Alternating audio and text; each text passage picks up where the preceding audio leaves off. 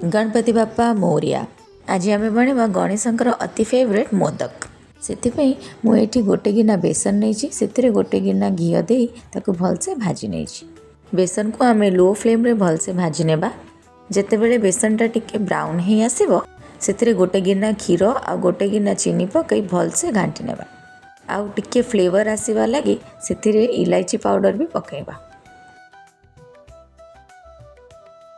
आपर आम बेसन मिश्रणटा को गोटे थाली रे काढ़ी नेबा ताको टिके ठंडा हेबा लगी देबा आ ताको भलसे दली नेबा।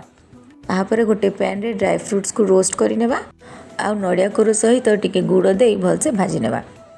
आम पूराटा रेडी हो जाइए। एबे आमे मोदक बनायाटा स्टार्ट करवा। एबे बेसनर मिश्रण रु छोट छोट बॉल्स बनैबा आ ताको गोटे होल दे पूराटा को फिल करवा।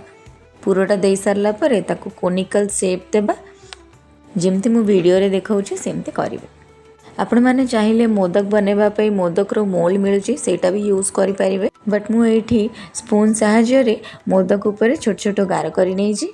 एबे देखंतु आम मोदकटा केते सुंदर देखा जाउछि आ बहुत टेस्टी भी बनिछि। एबे ई मोदक को आपण गणेशक पाखरे भोग लगाई परिवे आ आपण को विश पूरा करि परिवे। जदि ए वीडियोटी आपनको हेल्पफुल हेतबो मो चैनल को निश्चित सब्सक्राइब करि नेबे।